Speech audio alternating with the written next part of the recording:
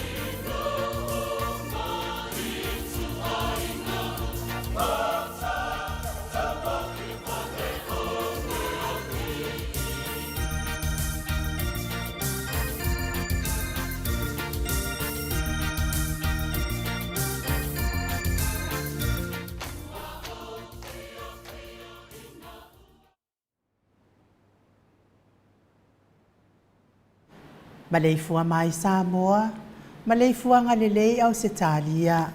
Tai au manuia New Zealand au auli matangofie le malo tele o Amerika. Manisi tafa o le lalolangi o mafuta mai ai le mamalu o Samoa. Tai au manino le tai au totoa le tai au matangofie o le aso ono Februari. Le aso lua afe, lua se funu malefaa. Whaaftai tele le atua i lau pule wha soifua. Wala fai mai le nei tai au fau. Whaftai fo i le soifua tunu i le mamalo le atunu. Mai se le malo si umwhai o na whaatino ai whai vo matiute. Masani ai le mamalo Samoa ia so taitasi. Le anganga whaalo alo e whaafeilo ai atuai. Se sunga i au na tutofia le atua i so se whata tapuai. Maleifua mai le nei tai au matango fia la wafionga pātele Marcus Hazelman. Tai o le matanga luenga Katoliko Samoa i Paramata. Lau sisunga le whaafenga inga le Mount Samoa vi ingo le atua. Reverend e sau a sora viena le ana ma le whaletua ia upulasi. Sunga le toe ina le tai o le kalesia me totisi Samoa so whaatas. Reverend Sione tau le ota. Pasta visita whelava ia mosa ma le whaletua ia vai tamasoa alii. Pasta solinga solofa ma le whaletua ia whaavae. Sunga le toi ina le ekalesia la mo sato i fuata ina. Reverend Tele tausanga malifaletua ya matau aina pino no tausanga. Senior Pastor tauloli malifaletua ya Arieta. Pastor Faatili Matulino Samoa malifaletua. Pastor ya Feta Sekali malifaletua ya Susana. Reverend Awatama Tafayono malifaletua ya Katenari. Pastor Sanga le tuila epa malifaletua ya Fai Upu. Tina malolo man malo ya Julia Moli. Pasta ainu umuli anga visa wa inaya malifaletua ya Saipeti. Tama malolo manu malo ya muli anga telesotima. Faletua ya Potofou. Pa iau a inga matama. Leu so ngā pulem tu mua i tu au malata wa inga ilitai maleva au fonoti. Lea fio faatui to o fale ula lau namdasi. Ma upu ya te ole motsa. Talo fa lava. Fionga le au mamalo sa tātou malo fa pelipelo Samoa ma le Maleifua mai le nei tai au. Fionga le tuia ana tui male ali ifano vale to asoala uvi le lua malo masiofo. Fionga le tai sili. Tai le vaenga fa upfai e puipuia ia taua tangata Samoa. Lau sisunga tui la epa au e lua fatia lofa lupe soli aina ioti ai ono dokta sa ilele. Maliere nga oi ma le whaletua e meise o tupu mai e. O le vaenga wha upwhai e puipuia i ata watangata Samoa. Le awhionga i le profesa o le tō whamanino. Ia a o le fō mai fō i o le tamau a inga. Le awhionga i a afualo luanga lau wha moe tau roa manu wot sa lele ma le whaletua e meise o tupu mai e o le tautua Samoa. Maleifua mai o le wha salauta le ainga sa tunu mafono le nei tai au fō. Fionga le sao le ota sua tele. Fionga fo ia fui maono manu seni tu fele ma le whaletua ia sua Vivian Peffen tu fele. Le profesa lango le soifua malolo ina dokta le ausa to le fua tupai sa mau take na seri ma le whaletua ma lo lava le tautua le atunuu. Na i tato sponsor malo si mai Hawaii. Fionga ia lilo fotu wa manu ma le whaletua ia Baby Fretten. Malo lava le soifua manuia. Fionga ia vui ni ko la uofo ma le faletua ia moli ma le nofua alo mai sini au se talia. Fionga ia le manu ma le faletua ia fafangu le alamisa ma le nofua alo mai melepone. Malo lava le soifua maua le ne itai au fau. Le Maleifua mai o le au sina si o tātou watunu. I lau susunga i le usoali. Sunga tuila e pawhai ai ma le faletua ia maunga mu good morning. Se umanu matamua whaali a male tausi a ia sinta. Lofi pole patu uma Vienna.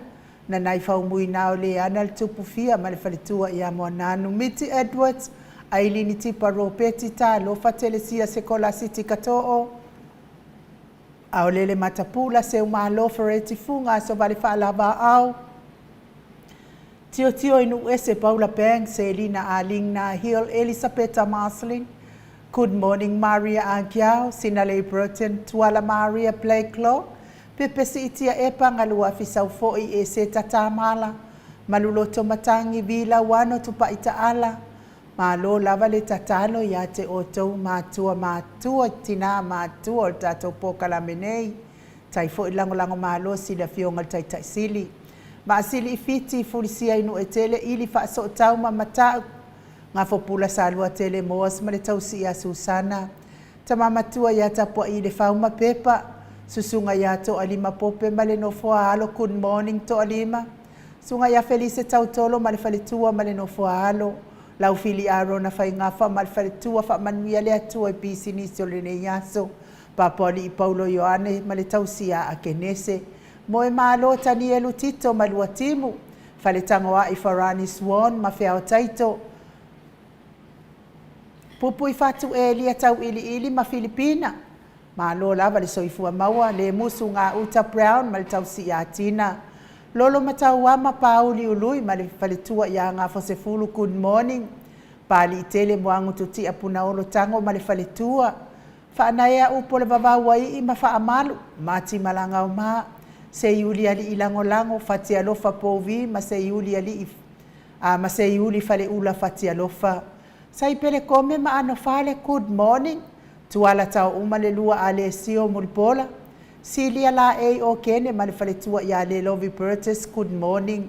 Ma tau tia sa ngana a pelu se asom Celestina. Tua pepe Josefa se tema ma koleti good morning. Sione haitang ma Eloisa Samoa. Tau e tia tafua sua maroini. Le afionga ia sua pentito ma le faletua ia laini le ata tipi good morning. RJS, TV Upati, Ross Tuile Tufunga, Vaitovi Filemoni, Malifaletua, King Solomona, Vita Smith, Taufaiula me King ile au pepe lome. If talenga ia tupa i le vailingi maumoa nanu male tausi a Marina. Tangaloa tase sa matai a Malifaletua ia Miriama. Falana i pupupani pasafa apoi Malifaletua. Taufinga fui maono ma Diane, good morning Diane. Tupa i whaasala whatapua i kuka le tausi ma le aingali i maa lor soifua maua. Ia mei se mafuta mai o nei tina. La haiti ma tina feo lolo ia ta. Ia ti o sa whaatonu ni umata mau sala whaatalina pati o le stawa e ni au tanga abaia. To o a mātai o no sa i tu whaanatu e ti maulalo praises langi a iang. Kritel matang. Jacinta Vitaliano to tu simati fuala au manao. Malo lava le tatalo malo fo i le lango malo si ate o tautina la i ti matina feo lolo.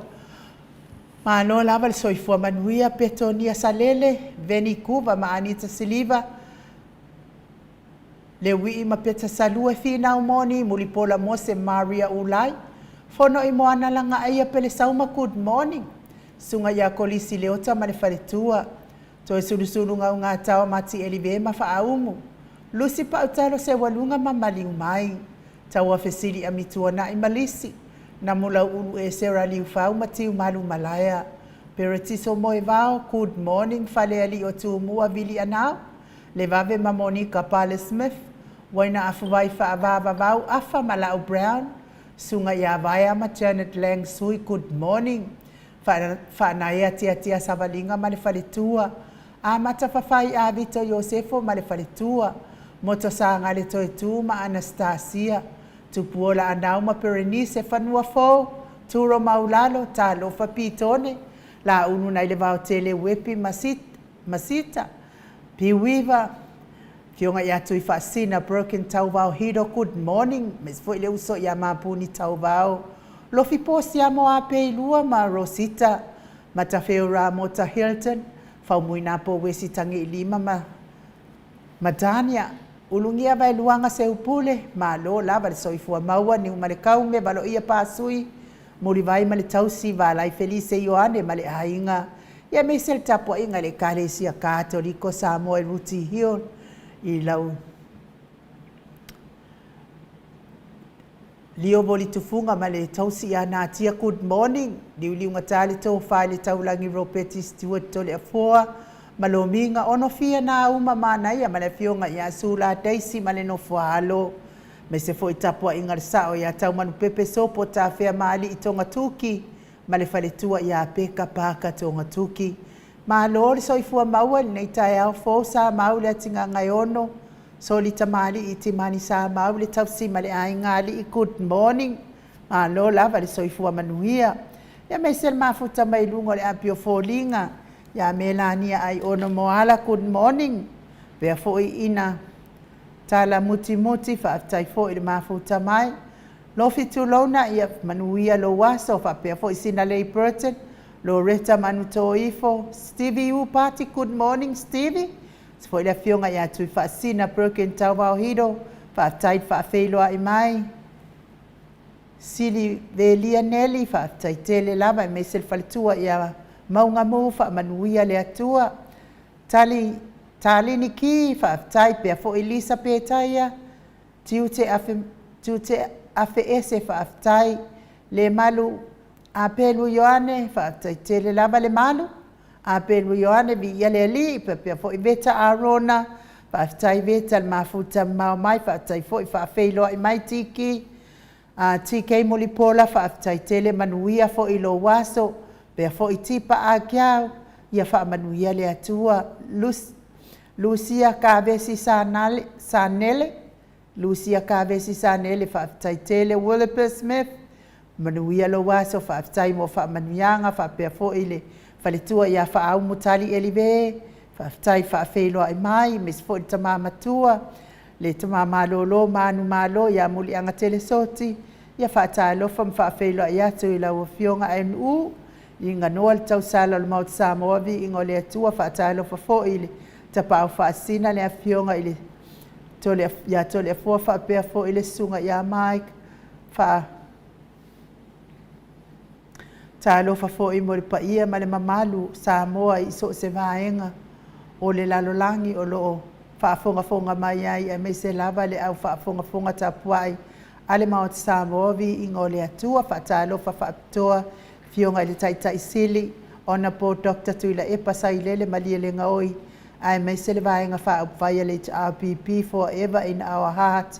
Good morning fa tai tele lava I lau susunga le tama malolo manu malo muri anga tele soti may se fo il falitua ia portofo Faith fa tai tele lava Faith mo fa manuanga e mes fo fa felo ai fa alo mai fa pe fo I violate alo fa ale fi fa tai tele violate alo fa manuia fo ilo waso Nora Edmund tau au vea fa tai tele lava le mafuta mai I uta fa manuia le atua ia te oto uma limu fonoti fautuali I talataina mafuta mai au kilani ia fa manuia le atua I lo waso Voi and Stuki fa tai tele Loretta manutoifo ia fa manuia le atua ia te oto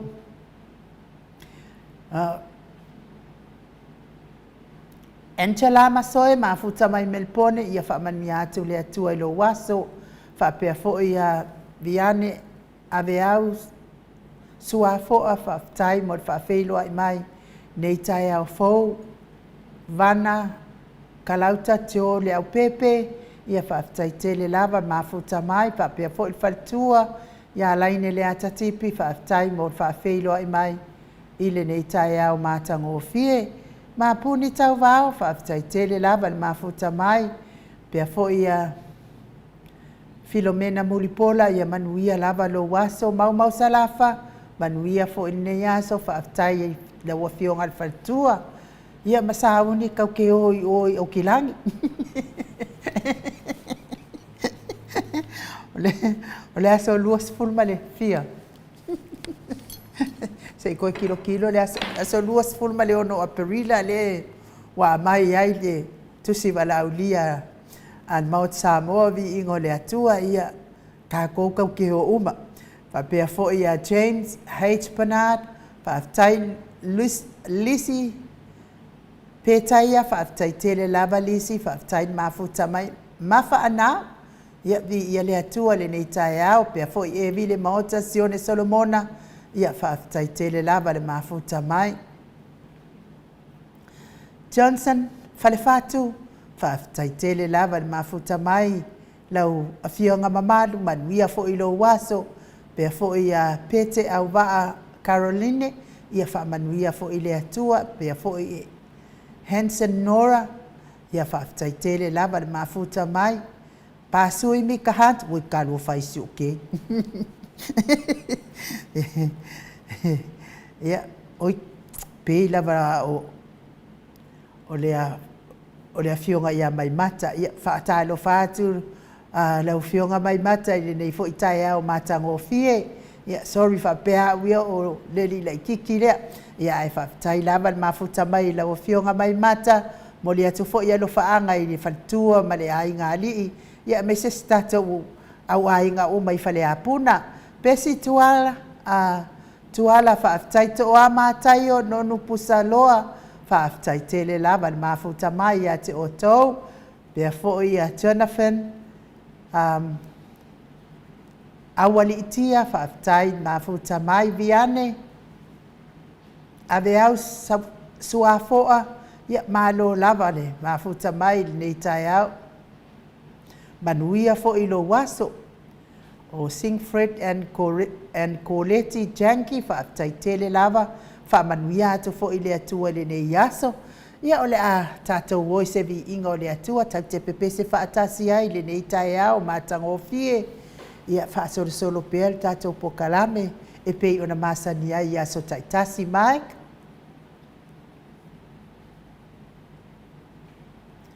Malo fo i awa o lele fetuli, whaamanuia le atua. Mike.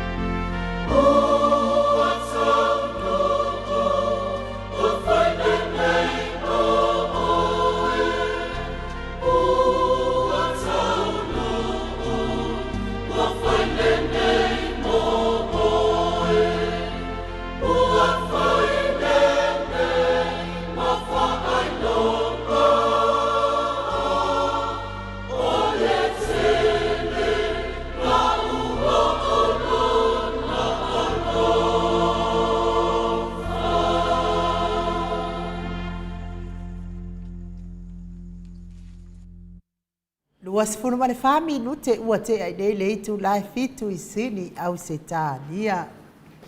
Malo lava le fonga mai le mamalo se tata watunu ile nei tai au fo. Te le loa ya o taupen taupe pese mai le pese. Au au ko ikikia pa u mai lunga ceiling la i. Ya ai mili patia. Lua pati. Toltafa. Sorry. Le ai masingo kau fa longo aku le paki mau salafa o sa Samoa fo ia. Oi sorry.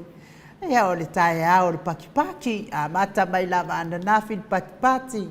O mai ana po al watu mal nei tai al watu mal nei aso atoa o le vi inga le fa fo i le atua ma lo le tatalo ya te otou susunga au na ale atua mana yo tou falitua ai mei se fo i o tupu mai e o Samoa i tama matina matutua le lave loa se i o lava i se au pito i titi o tatou maftanga whawhetai lava le tatalo whawhetai le tapuai whawhetai le whina wina o le ami o tonu ia ai sa tau whaafonga na nafi i le saunoanga whawhetai a le awhionga i taitaisili ana le ai la tau lango le ngata o tupe a o tatalo a le tapua inga ia i le manu malo mai le aini tupe a me ai ngei mausu sa whai nei e le lava aenga ma mea uma ia o la tau tatalo ma le tau tapua i a meise o le tau a au maafola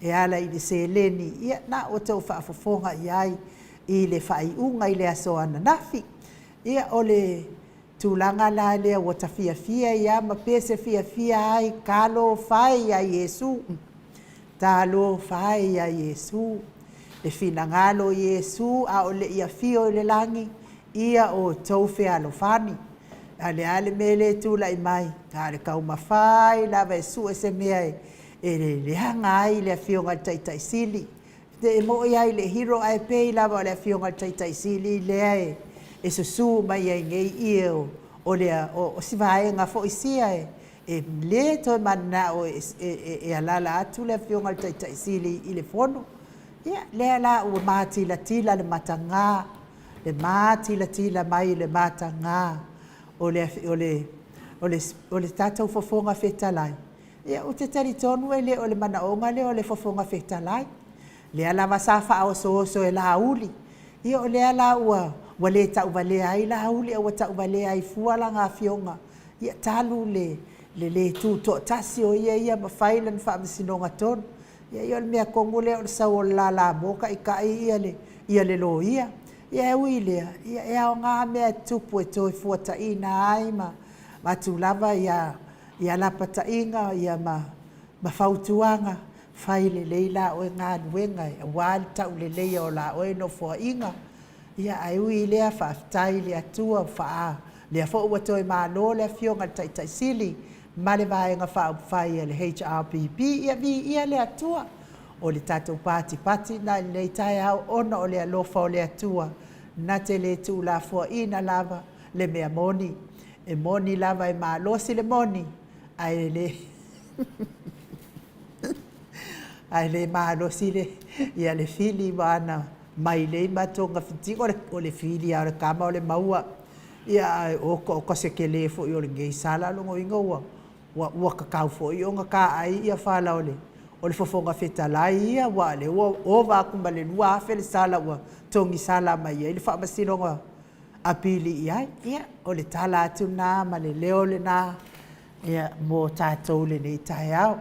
Ia a o le iau mai le tātou mālu tai au. E momoli atu lava alo whaanga mo i lātou e o lo o mawhatia pia i ngase o le tino. I so o se maota ngase, i totono o maota malawa. Ia e mei se fo i le so i fua matua o le mamano so tātou atunu o lo o tausi i nisi o maota ngase. Whaamanuia tele le atua ia te oto uma. Mai se lava le tina matua ia se umalo fereti funga mai Alaska wa misi lava oe se umalo. Whaapea fo i le tina le tausi ia sinta se umano matamua whaalia o lo o mafuta mai maota ngase i Brisbane. Whaapea fo i le whaletua ia laine le atatipi whaamanuia le atua. Ai mai se le fionga ia whaumuina le alali au waa i tono le maota ngase i Westmead i Sydney au se talia tauia ina ianga le leile atua ia te o tau tamatina uso matua ngane e meise o nai whanau oe o lo mawhatia pia i ngase o tino a vea ia tonga fitinga ali i matama i tausi soifua o le awala o le whaamalolonga le atua i o tau tino mawhatia a vea musika o le neia la ata o se whaafia loto ave ese ai nisi tinga o le tino lo fia ngai ma o tau. Pese lea mo o tau li liu mai o le tātou malu tai au.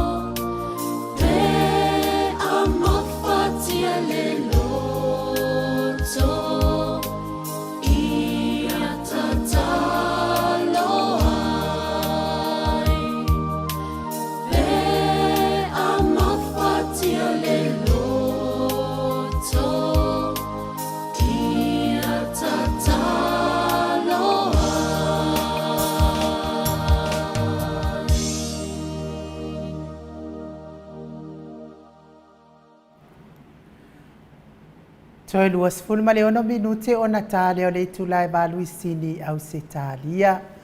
Lea ua mafuta mai le te pau whaasina i ato le afoa. Le tu ia ana ave au malanga. Tama whaasau le tu malo. Le na tu ina tu ia i au le tonu mai pea. Whaululungo le ainga malosi va ne fo i lau fitalainga la ulo le tau lau niu. Ia malo lava le soifua maua nei tai au fo to le foa. Ia o te whātara whatafoi le sofa man malo Yesu Kiriso le tai au matangofia e nu le mamalu o sio tātua tunu. Mua foi no whātulau le fio le nganga pa ia le tātua mawhtanga whaiwhaipea i tai au a wafoi te tātua masaninga ia se ale nganga foi Maleifua mai ia a se mawhawhonga foi whale nganga whapenau tātua whaaso ai ma lana fionga i nei tai au ma tai au uma le nganga fia le nai nu ma lo soifua ma lo foi langi ma Ia, tātou tau whaiwha mālo i lea lofa ma le anga le leo lea tua to lea poa. Te tatonu o lea tātou wo sa o loa i le tātou mālu tai au. Ia au le i tele ni tala o le nei tai au to lea poa. Manuia le mālu tai au. Na taila ma mo lea manoa, tuina mai fo i e whaatino i poise vanga tā ua le nei a polokalame o tamam tina mātua. Lea so nei, lea so ono, ma sina e lua. Tau sanga lua pe lua su malwhae, whamawina e fo i le nei fo i whaasoa whadanganga, ia wā fo i tātou savalinga i le ala le whamoe. Tau tonu fo i a, nei fo i tai au se tau esiri nei ia i tātou, le tāpua inga ia te o tau mātua, ma lo lava tāpua i, ma lo fo i le whai o le whaiva, ma lo le tatalo. Tarwhiawhia, matulanga fo i o tātou whanongoina, ia e se temi lo wa penana tātou taratalai e sula le alofa ma le anga leo le tua ia ar tātou pokalame e se uku whadanganga fo i maina na fionga wa pena o na tātou mautu whaanga e fo i nei aso ia wa pena o na solo le iei o tātou mawhauwhaunga a me se lava tātou savalinga ma tātou whinaunga lo whaia nei a wala vare manuia o Samoa e ala le ami o tono le tua lea o te toe whaawhiloa ia tuai le fio le nganga pa ia ne tae au Maleifua mai a me se fori soifua maua ma le langi maina ia te o tole lo fatu noa ma le manuia mai lo tātou tamā a toa ma le li o Yesu Kiriso lo tātou wali i ma la tātou whaola. O le tātou tusi whai tau o le amo meilea i le tusi le lua koronito alom tau pa suma tasi whai tau ina mai le se furu ma le lua whaangata mai i whai upo se furu ma le wha. Tau sangatu ai nuu pe whaina whunga ina nana fionga ni tai au. A o le mea ua o whaia, o te whaia pea lava. Ina ia le maua ia te au se mea e wha o ngā e i lātou, o e ua fia wha pea atu wa lātou, winga tutusa ma i mātou i le ngā luenga, wa lātou mita ai. A wā o i lātou, o apostolo pepelo i lātou, o le au whai ngā luenga ole, wali ua i lātou e i lātou ma apostolo a Keriso, e le se mea fo i lea e ofo ai. A wā o satani lava, wali ua o ia e ia ma angelu o le malama. Whamore nu te whonga mai le whai upa sumar wha whamore mo. E le se mea fo i lea e ofo ai. A wā o satani lava, wali ua o ia e ia ma angelu o le malama. O le upo le ali, whamamia le tua i le whonga ina o na fionga ni nei tai au a o whafonga no na nu. O le tātou tusi whai tau le nā le nei tai au, o le nganga te le o le nei o tau amai ei tātou te whaasoa whaatasi nei tai au, o folanga le tira a Apollo e le mon ma e le mawhai o na mon e le ngata e le mon e le mawhai o na mon o folanga le tira Apollo le tusi lea o lo whapena o na a mai ese te au tāua i a tātou mata alia i le tira Apollo ma hana folanga le mon ia po folanga pe pelo foi. A whai o tia Apollo o lo ngafa ma le whaatatonina o tātou pe whaataton o e mau. A tonu tātou te fia e whai. A o le whesiri. Pe moni la ia mea e whai mai ele ti Apollo. Pe moni ia Apollo misi e whape nā o na tau mawhaile ti Apollo e whaatari tonu ina i tātou. Ia o le anganga nā tātou whaasoa ni nei tai au. O se tala whaataitai. Pei leo le mena tupu na polo misi e la au le tu inatu tu pei limo tangata i tu malo umo Samoa e tasi le miliona tāla i tausanga. 5 tausanga, 5 miliona tāla e o i tu malo e le i pālota i a te ilatou e tu tusa o malawa i tu malo le mela nā ta o le polo misi o folfolanga al ti Apollo. Lana na o maia i le whatitainga lea, onda se whatitainga e ha le lei mo tātou mo le hanga i uduma. Ioi, ia aua nei whaase ina pēr i tātou i polo misi, ia matara pepelo, matara le moni al ti Apollo. Lea lau whataitai e sunga e lauri. Na ia polo misi. Tu ina atu tupe limo tangata i tu malo umau Samoa e tai miliona le tausanga. 5 tausanga, 5 miliona le tu malo. E o lava i tu malo e le pālota e a te latou. E tu ina atu e lava tai miliona le tausanga. E whapena la le mea tātou whaasoa i nei. O le ti Apollo, e ngawha ia ma le whaatatonuina i tātou. O le mea na le ti Apollo, o lo whai pēa, ma whai pēa, ma whai pēa. A o le pesiri, e moni la ne mea. O le tari, nā o tātou i loa. O le tari whataitai fori e nā. Tātou te pesiri pēa, ma pesiri pēa. Whaamata o ni wholanga moni ia mea. O le tari lava e le ai. O le wingane na o ti Apollo e polo misi ni mea e le moni. Pei le mele na whai la uli ma le whai ngā malo le fasa, le whai ngā malo sori whawai, sori tu la fono, le whai ngā malo pepelo o la tō folfolanga. Mea nā tau ti Apollo. Mea tonu ale iei tātou atunu o temi nei. O le whai ngā malo le i tātou temi nei, o le whai ngā malo le ti Apollo. Ia mana malama lei. A whai tātou te mana malama le lei, o le whionga pa ia nā le tua, tāna noa mai a tātou nei tai au. Ia tātou mataala. Awa ne o tātou whewhewhe. Ua tātou whaatasi ma le whai ngā malo, sori whawai, sori tu la whono, e le i tupu mua i o tātou atunu. Ai amu ia fwoi tātou, o tātou whea ngai ma tui ngā whai ngā ma, alo i eile whionga pa ia le tua, whapena wha malosi a tātou, tātou te whina wina, lana hami o tonu, to tonu o tātou atunu pele o Samoa.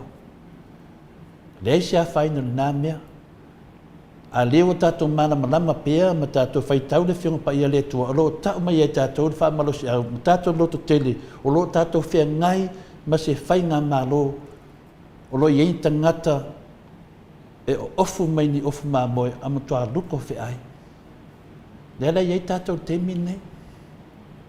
Lea tupu mai e siri wha amata, o tau mai e le ti Apollo ni mea moni. Lea las tātou wha whonga. Lea tātou whanongolongo. Lea se la ngona le ti Apollo, a afu ni tātou la ngona, i le mea wa tupu mai. I forfolanga ia na whaia lauli, o se ata whaataitai ni nā. Le tātou te alofa i le uso i a lauli, i le whaapea o lauli, fo ina whaia le tupe fo i tātou, a o mea ia whaati Apollo, o lotu tupu moi i tangata whapene. O tangata ua whaunga inga le ti Apollo, e ofu mai ai. Iei tātou tusi whaitau nei, ua o lātou, o hangelu le mana malama. I mea ua whaasesea le ti Apollo tātou i newa i teimi. A tone hei nisi o tātou e tali tonu o le a fia fo i ai, a e peitai. E se se, la tātou fia i me se, ma mea le moni. Ia o tau wha tātou nā tātou whaasore nei tai au. Ia tātou loto te tele. Wa tātou loa lele lofa le tua i tātou, i le se silingia le nāmea. Wa tātou mana malama le le. Wa tātou mana malama umai winga le ti Apollo, ma mea wa te tupu mai, pau mele te toia i tātou, o le whaatino, o le sawa vali, o le whinau, tātou wō, amu ia i tātou, wa tātou whinau i le ti Apollo, le tau whase se le ti Apollo, e whinau mo le manuia o si o tātou atunu. Tātou te leo whinau mo sisia mea, le manuia o alo ma whanau o Samoa. E tu sa lava pe whamariti a polo le ama, awoni o tātou popoli ai, tātou whinau mo le manuia o nai whanau mo lumanai. Ia aua ne to e tupi moeni whainga malo, soli whaavai, soli tu la whono mo lumanai. Whawhian ta pena le tūlanga. E ta pena lunga le tātou onu sai. Lunga le whapalepale, lunga le tātou wole atu le tua. Ai mese lo pipi i la fionga pa ia le tua. Le nā lo mai ele whiawi ai tātou. Awani e tātou vai. Awani e tātou vai o te minei. Ua mtua maa losia sa o le feeling mo le te aporo. O lana mea na valea le whai. O le suenga o se mea tau mawhai. Fia maua ni vevesi. Au tātou, o lo whau penga inga le nganga o le tua e tātou whinau au le whewe. A whai o le tia apolo e ngawha i le whaatatonuina o tātou po tangata e te fia whai a mene. E te fia whai mewhe me le tia apolo. Ne ai. O mea ro whamatala me le tia apolo e leni mea moni. O mea pepelo, pe o mea whamatala e laudi. E leni mea moni, o mea pepelo. A wato tele foi tangata muli e le tia apolo. E whaasara lau ma tia apolo loa i atatou atunu. Ona lea. Ona watari tonu ai tangata a mene, o mea le moni.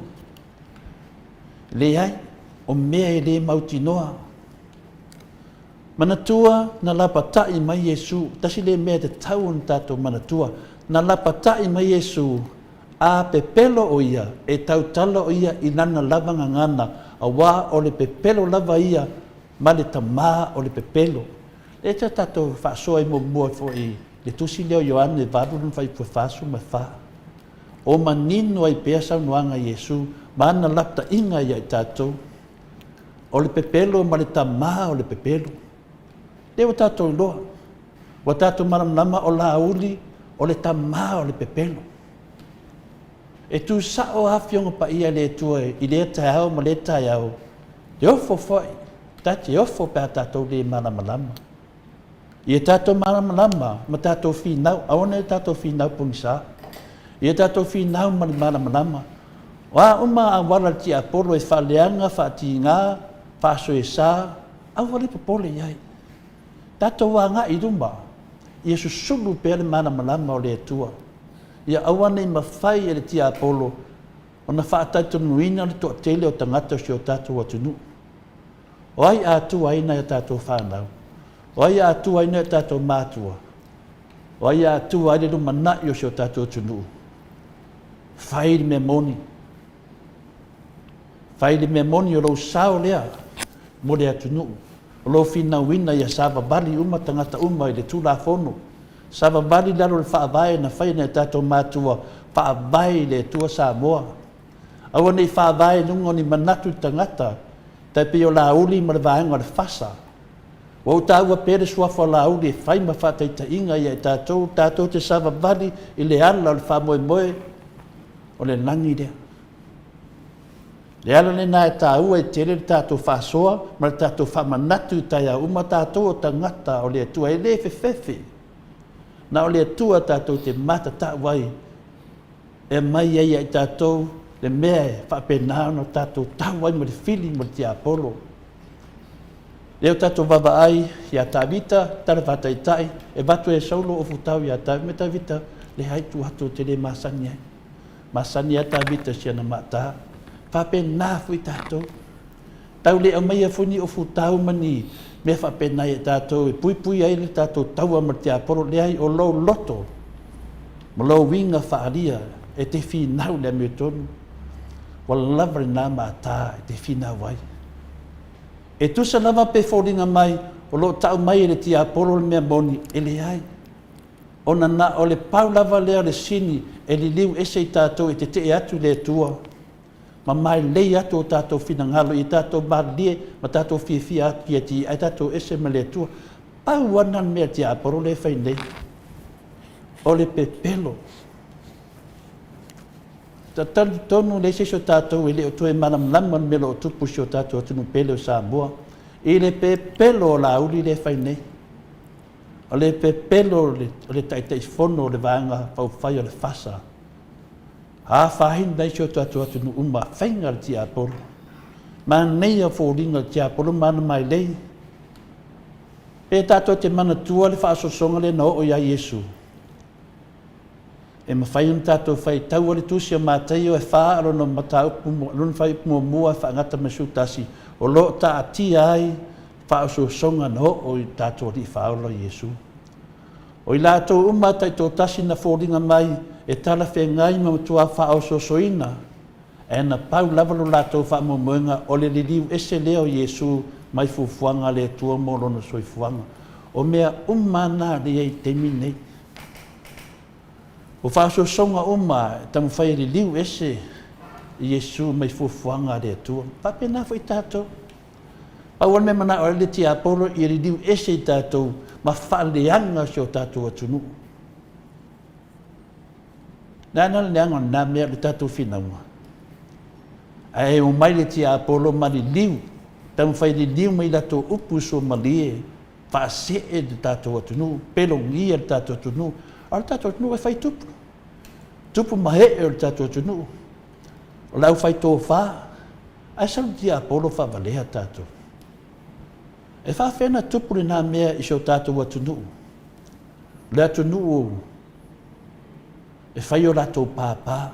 O le atunu wai uma mamaru na mai le tua. E whamamaru ina ai. Ma si e tua le vi inga i le tua. Whawhena sau le tia apolo e talo alo i ai tātou. E re mawhai. E re mawhai. O tātou le atunu tofi. O tātou le atunu wa umo na whawaea. E le se atunu e le i whawaea sa mo wa umo na whawaea sa mo whawai le tua. Nana mea tātou te tua wanoa le tia apolo. Nana mea tātou te le whātasi tātou isa whātasi tia apolo ese. Tūrui ese. Le nā. O le tātou ne nā. O le tātou whi na winga nā lo whaia. O lo na winga ea o le whātua tuanga sa tani e tusa lava po le ale mea o maia e tātou e mauti noa lava e leanga pe leanga. Le ai. E le whape nā whinga mea. O sa tani o le kele o ana aikia mona mai lei.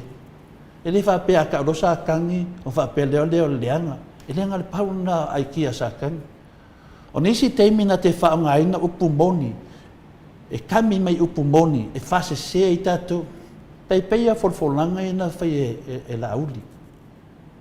Peia folfolanga e o upu la samla auli o upu moni.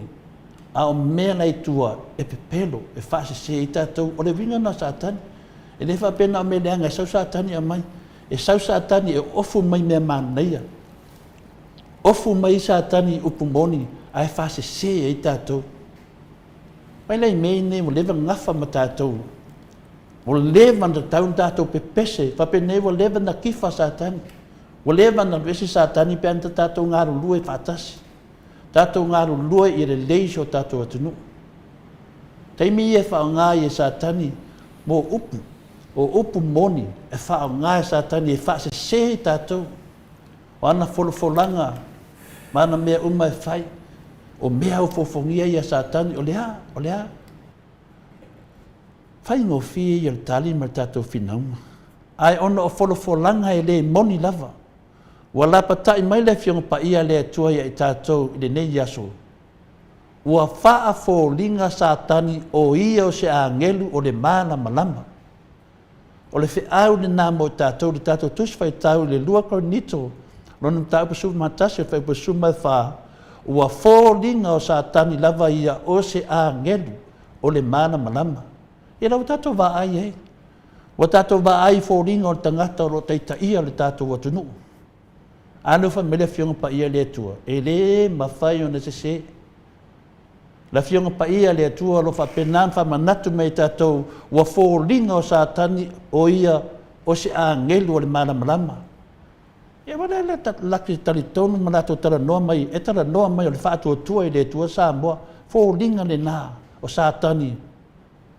Fōlinga na satani ua woso i angelu. Fōlinga mapuni i angelu o le mana malama.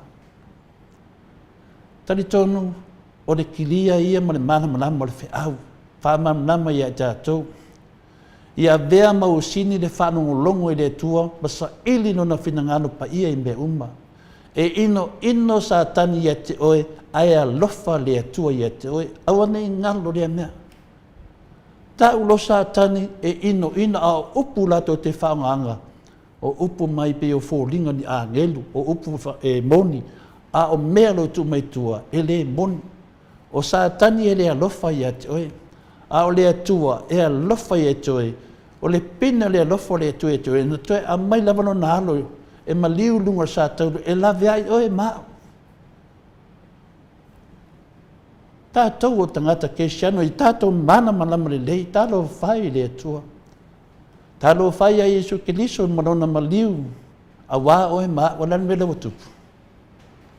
Wa maua e se langona, le tele le tau i masui, le wa tupu mai, dan mewa ia satan. Ia avea le tuspa ia o le afionga le tua, ma vaenga o lo langa i aso uma. Awane tato vai e pipi i le afionga pa ia le tua e fai tau.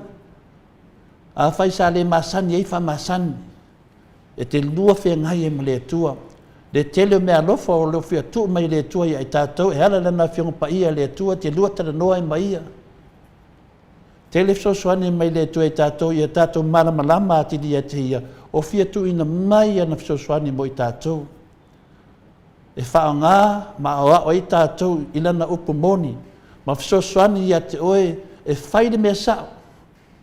Ma pe a e fia ngai mani whiliwhilinga tu ngā, o le ole atu le tua, e tai oe, e ala ilana fionga pa ia le atu. Ya. O le tātou whaasoni nāni, nei tai au ta māmati nā mātua. Alofangia i le tua, nana upu. Ia whālau i tele nana nganga pa ia. A wālta pena inga o tātou marangasa. Manuia lava ta māmati nā mātua. Whaftai tele mo le tatalo mō mātou. Whānau ai mesi lava si o tātou atunu. Whaftai inu mō le amanoa. Whaatino i whindewanga tā ua le tātou maftanga.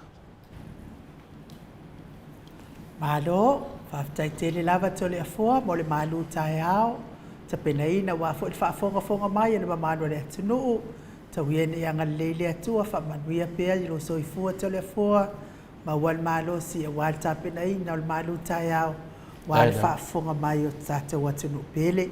Mai kia mai sevi inga o le atua, e salania ina na fionga pa ia, ia a whanga solo pea le tātou po kalame.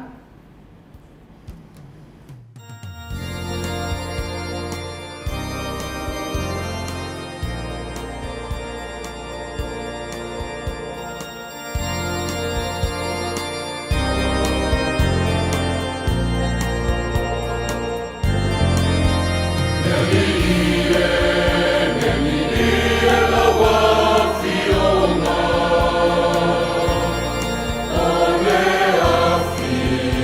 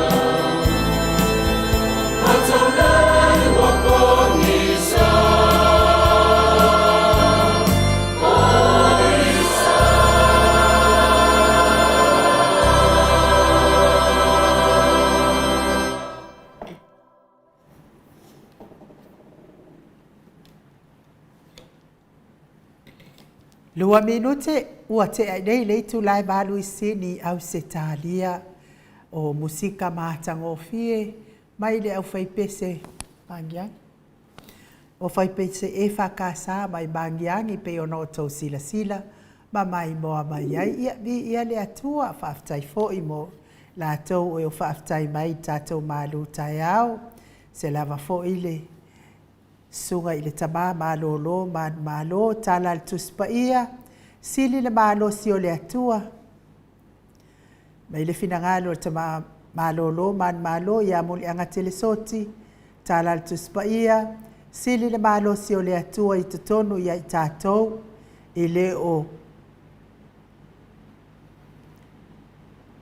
tonu ia I tatou ele o toe paulai solo I le lalolangi o le te apolo foi ele ai lava se mea na sauai na sau e fasi I tatou whaumatia I tatou whaumatia I tatou mea ia tatou te mata lai ona ele o fai ona o le o fai I tatou mona fili ia ia le atua whaftai tele I te oe tama malolo malo ia mo nisi fo io lapta inga ia mes fo io nisi o fai upu mai le fiong pa ia le atua sanga whaatupu te le nai tatou wola wha le whaatu atua ia ma tatou mata ala I pea I le ali o le lalolangi ma le tele o ana whao songa ia I tatou le whanau le atua tole foa ia o le ua maua mai e tatou ata noa te sa e kau ia ia nganga whaaloalo I whaafeilo I atu I la ua fionga I le ata noa te sa Crichton ma lo lava le soifua manuia ma lo fo I le folau I le neitai au ma tangofie ia ma lo fo I le tautua atu no ata noa fai lava si timo mātou I nei sini I meolo I ai tatou studio nei peia timo whaamanuianga ata noa Ia o te masalo ai o timunga na befona sai ai a mātou le asona nafi. Lima aso lena mawai atu nei pea no whai atu. Ia e makakia le kimu sai ai. Ia ai ia le lofo le atu o mai le nei tai au. Le ua toe fo ia onga ia e pei ona iai o le ulua i aso le nei o a onga I Samoa nei.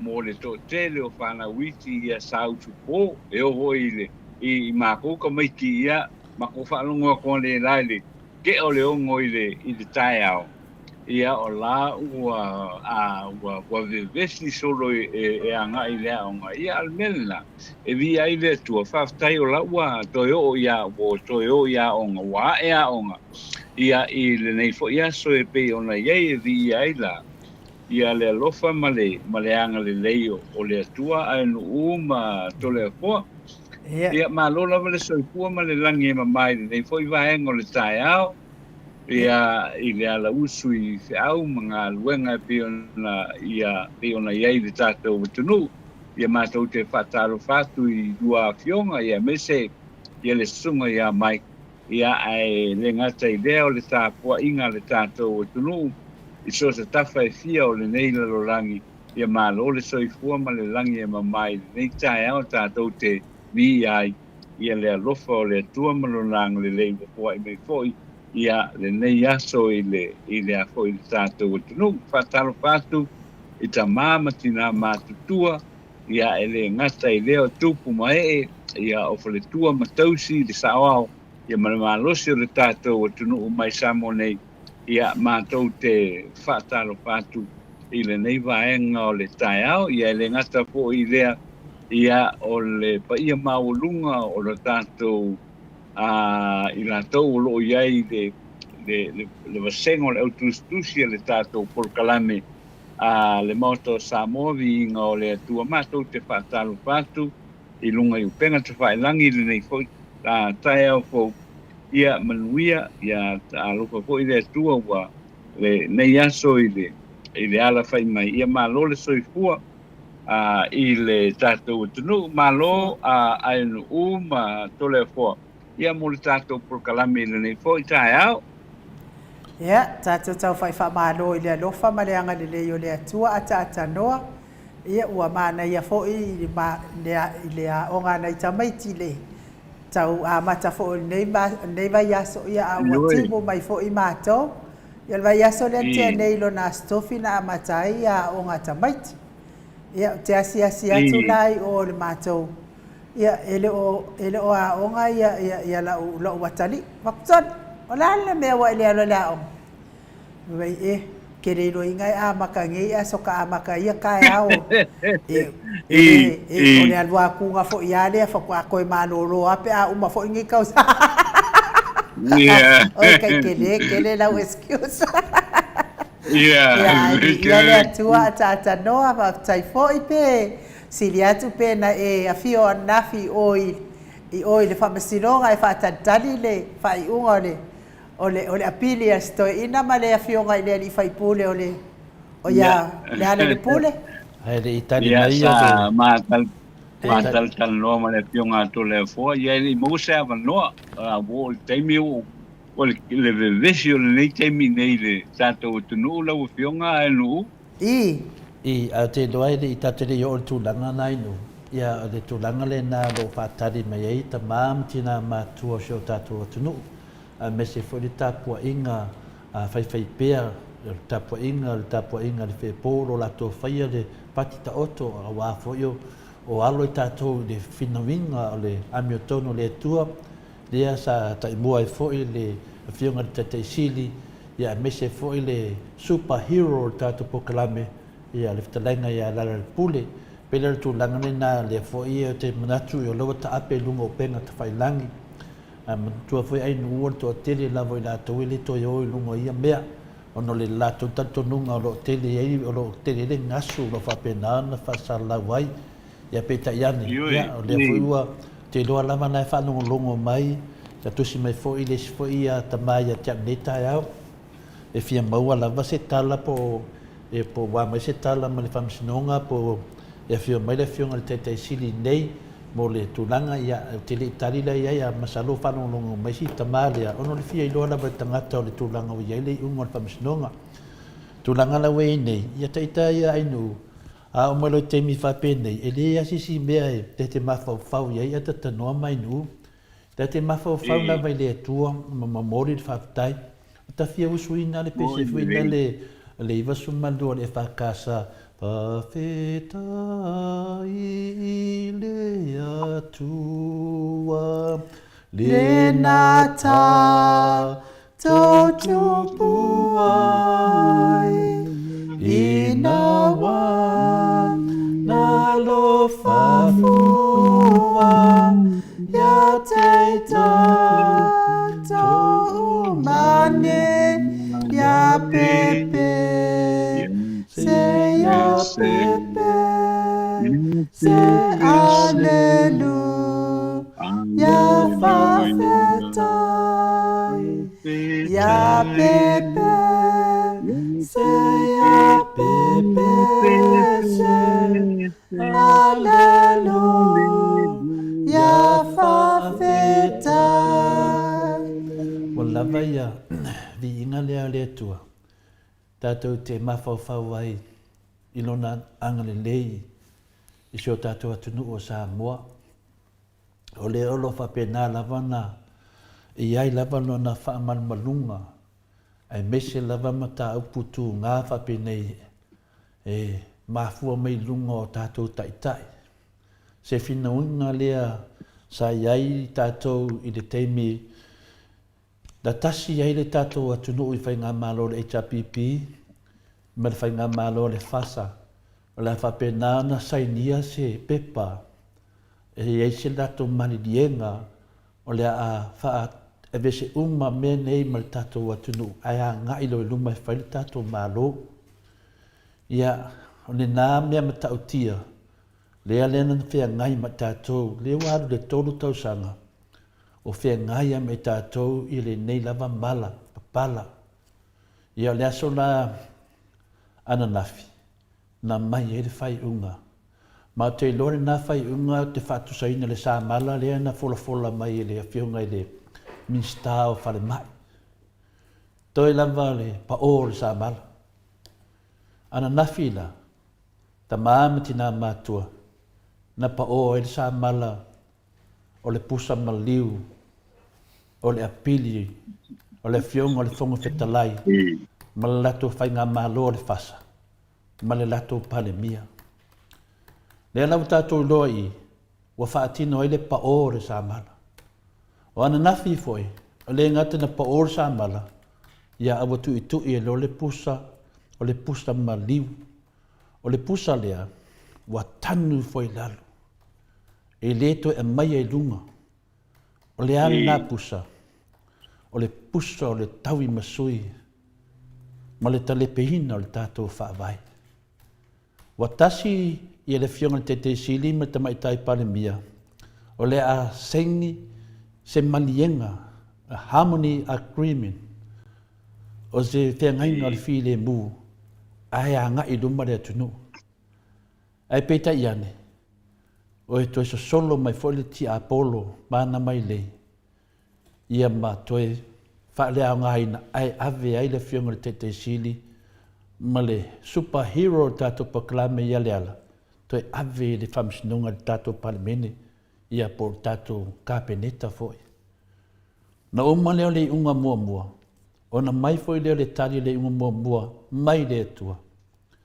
E le aise mea o se o whaia le whionga le te sili a dokta tu le epa sa i lele malile ngoi, ma le superhero ia lare pule rimoni a yafi.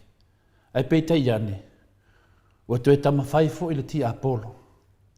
Iana mai lei, wha o ngā le tātou whonga whetalai, alo lafi e tua le ti Apollo. Le aso rā nafi, na mai ele tali o le whamsinonga longa lua, po le whamsinonga whahiu, po le whamsinonga le tāu o le whamsinonga apiri. Le ala na pa o e ror sa mala le na tāu e le whionga le minstao whale mai. Toi o le pa o le sa mala. E wana nafi rana pa o le sa mala. Ma pipi i folo e lunga li silau papa e lunga lo e le pusa lea. Pusa le tāu e ainu uro, pusa pena tola po le sao na ainu.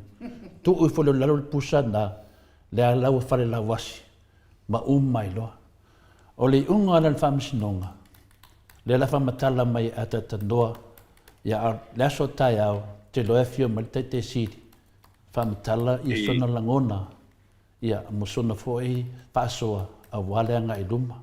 Au i, sinda mele o te mwhaina tau te tole fua, ua toe whatonuina le whamsinonga, e toe totongi lava, teimi lava ia, na le mawhaina na totongi e lātou i le teite sili ma le hero i ala pule.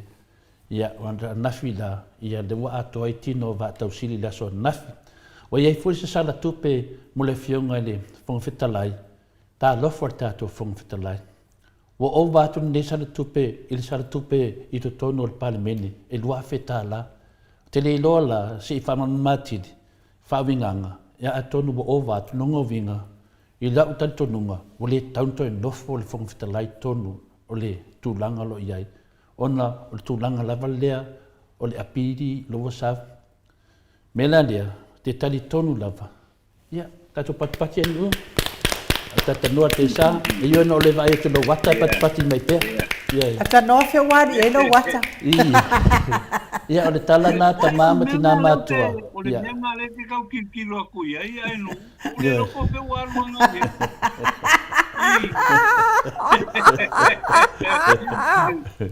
Ia le whaina langa, o le siri e leo, iai le taitai siri wanga le ngisi aka kasi apipi ia korkoi, inga koe o lama. Ia malo lava ata noa ia sau noa ia. Ia, talai, e winga fo e le unga whamsno. Ia, fo i le wae, lima afe i le pule pe o ne sau noto le foa, lima afe i le fionga i le taitai siri, ma le tutongina o le whamsinonga.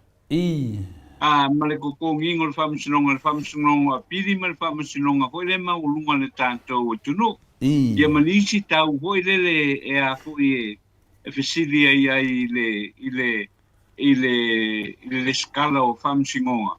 E i fwoi nisi tupe to tongi, ia talu mai la le whaukunga le a hoi le saunoanga la lea a lau fionga to le fole pe ona e a sauno ia i o leo wa manu malo ia le case ale a fionga te sidim ia ma le fionga fo i le whailo tusi ale vang ale vang pai fo le HRPP le sa tau nuina ma nei le fai unga le asola na fiu te langone ele ai lo se ngata le fia ia le fai unga le fai msinonga le pe ona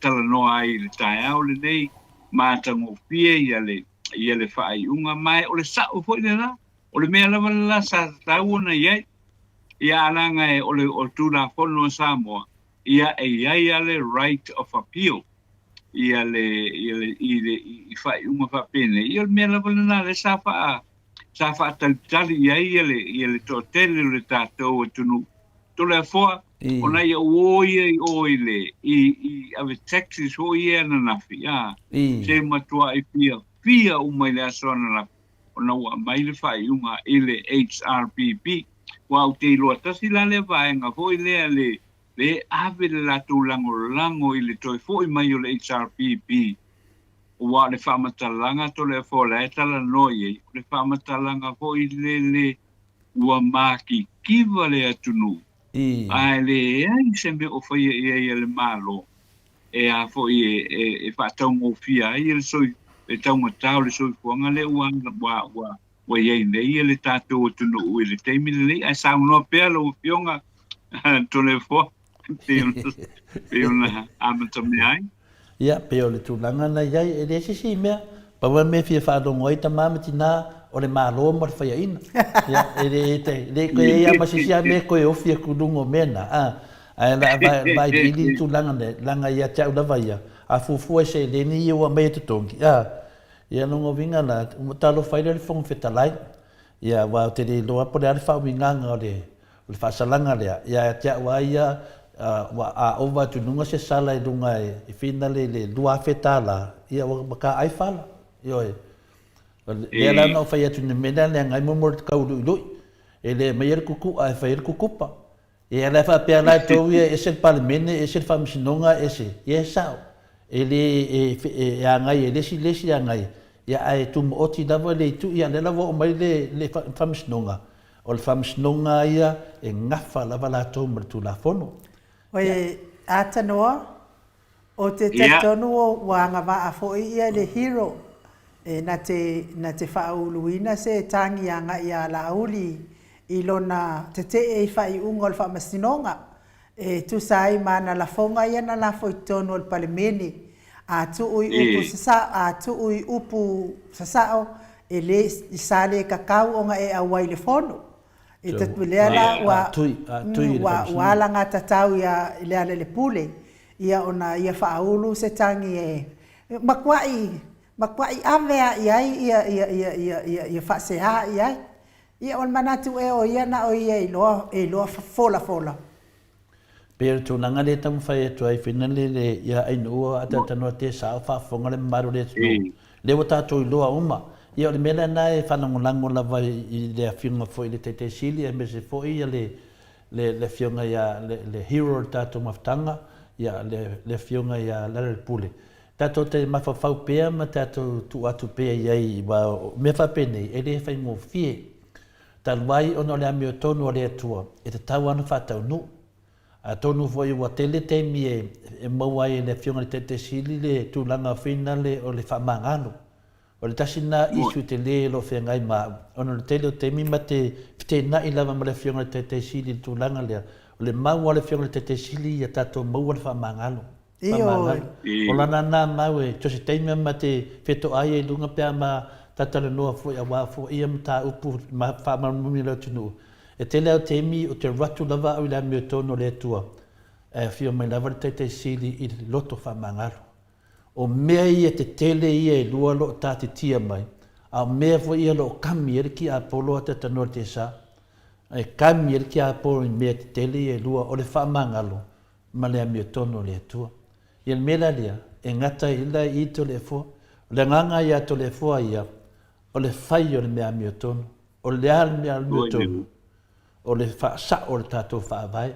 E whaafea na whaasa o le tātou whaavai. E whaasa o le whamasinonga. Le ala wa whaasao ma le whamisnonga le aso na nafi. Oida, ma whaamoni mai pea, o le mea nena mai ele whainga mālo le ito tonu o le tātou atunuu, ma a vea ila tōu o tū mālo le te minei, lato ta le peina le tātou whaavai, e mai ito tonu, le ala le nā leo te whi nau ai pea sa uma, whai le mea mi o tonu, o le to te sori whaavai, o le fwoi to te sori tū la whono. Le ala wa mai le ungo al whamisnonga le aso na nafi, le ala wa to e tuu le al whamisnonga sa moa mai namtanga, to e fwoi a toa me uma, peila leo e sau noa ta tanoa, e o e tūlanga uma lava e to e totongi ia tu le epa ma finale ma le pule mai te mi uma le nfai mai e le tongi a ngā te milion sa li unga le hai, o to e fwoi e tu al fia, le lua le tōtau sanga tāruai, mena lea e tā ua e tele, o le whai o le ami o tonu le atua. Au te lo fwoi la fionga le te siri, o se tangata alofa, o se tangata e loto whamangalo, o se tamā fwoi e mua ia te ia le alofa. Ioi, o le alofa, o akangi ai, o lo iai le atua le nātangata. Ia, o le mele ka o le alofa le mango.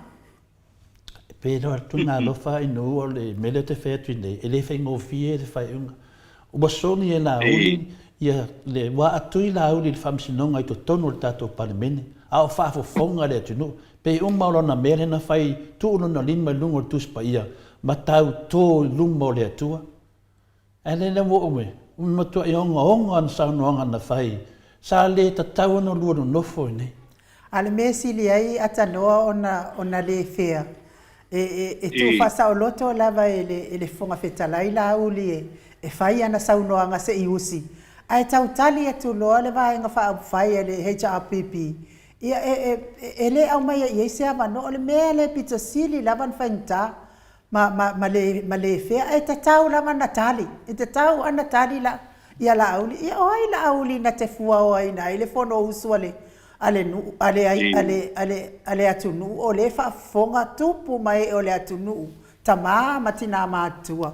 Mai se foi au nā le atua o e o lo tapua ia le.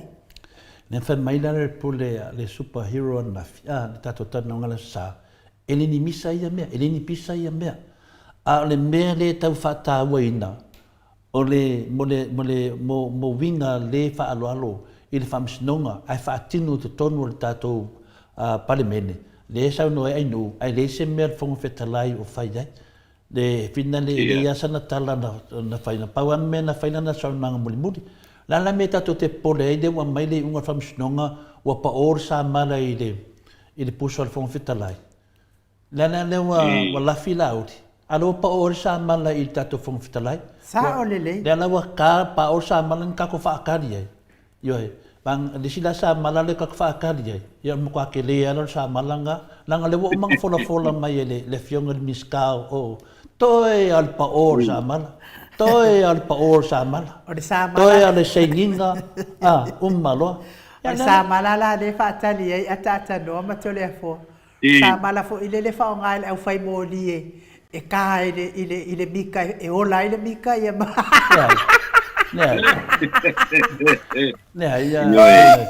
Ole sa mana lewa pa o na fi. Lewa ku foi le pusa ole apili ole fonfikalai.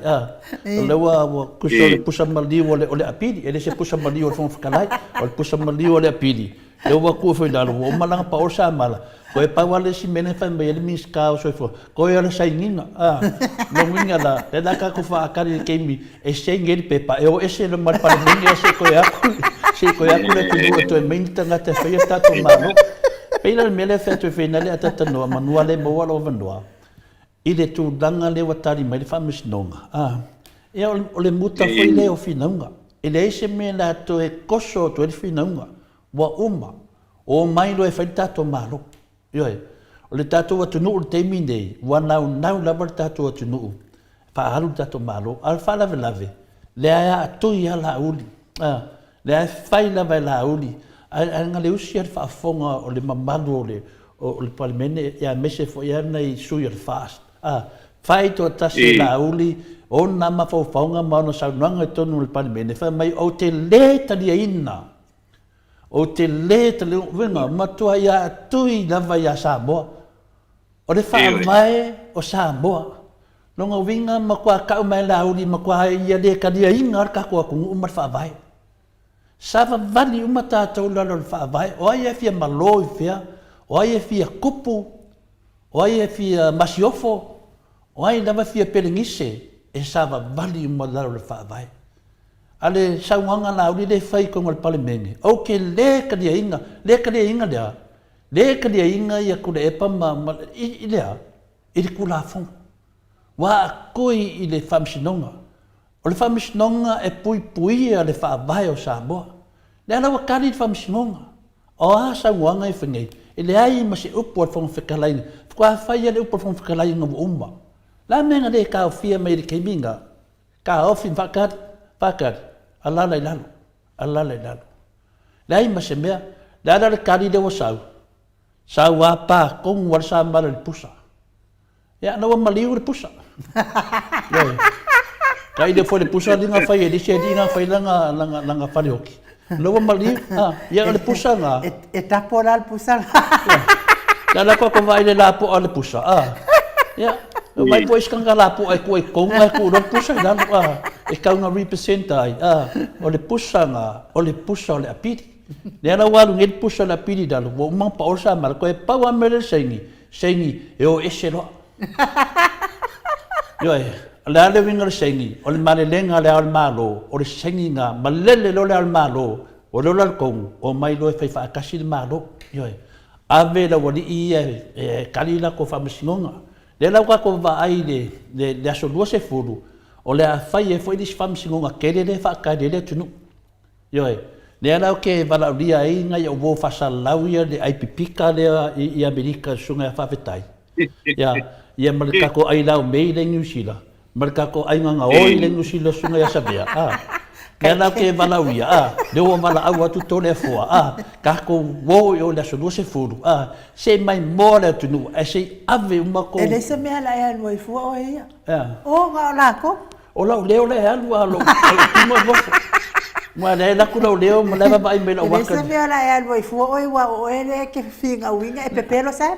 Eu não fui facado, eu não valeu dia. Valeu valeu dia, mas lá com. Deu lá na sua se fudo. Lá só um lá com valeu dia. Uia, o leva valeu dia mengisila. Ele eu me não custa valeu dia, que não lá me não custa valeu dia, mas oi. Yo le HPP oi.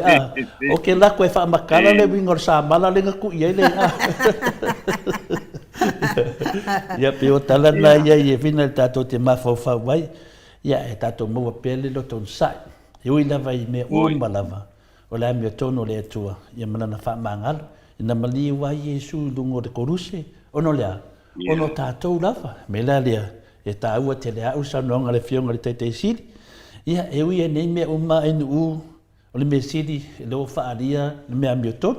O la rari se a mea tono tātou te nau toi whai. Pa wale mea iai. O le unga whamisnonga, a whapea, whamisnonga, e li mai tua la uri ave o I kaunga malala. Ia e le stato me mwhai, al tato loto whamangalo. Ia tato susta in mele whai mele te sili. Ia tato mo loto whamangalo, a tata noa te sa mai nu. Ia sa noa ia lo whionga le tofi mai Samoa.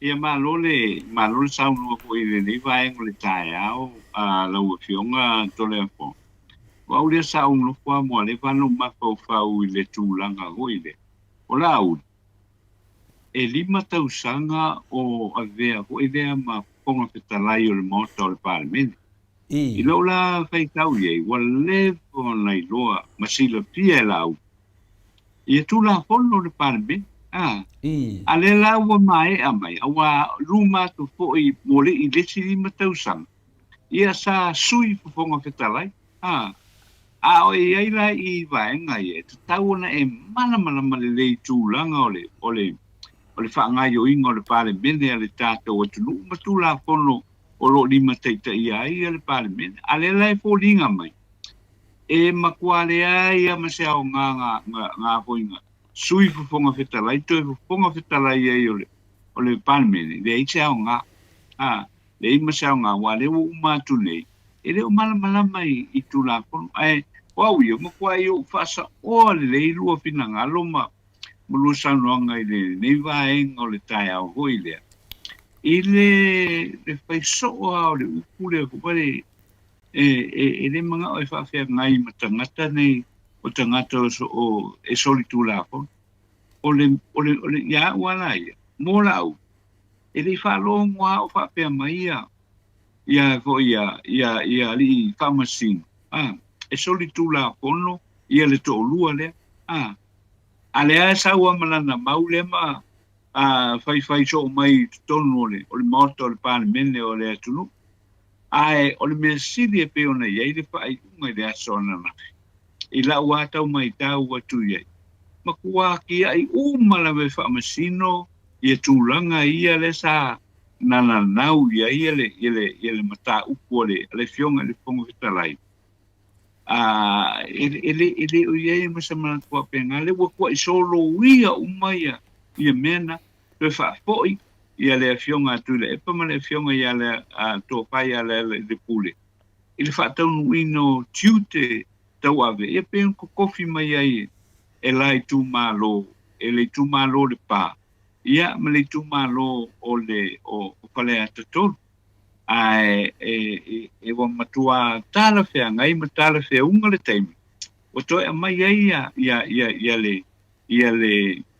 ia le fai unga pongstala ale fai unga fa masino ia le lawa tiro i ta to uma ma matato ba ai la va iai ole me moni ana le me sa ole wai le ko iai ia se si apiri vo le se si vo le ko ala kum e pe ona mai nei mata ku la o fioma to le foile ni vai ngole ole taia o ma le pa fonga ia fa tai pe ona e sa no le o matu ia le tūlanga sai ia le tātou atunu ia tātou tālo se ia lofa ma o mai e apoi e fai whaale lei le tātou atunu ia wase manuia o Samoa a wale me moni ai e peono e tele o te minu tala noa i tua ko i leli tangata o te alu ia a le mea lea o le e tau whebai alanko o makuare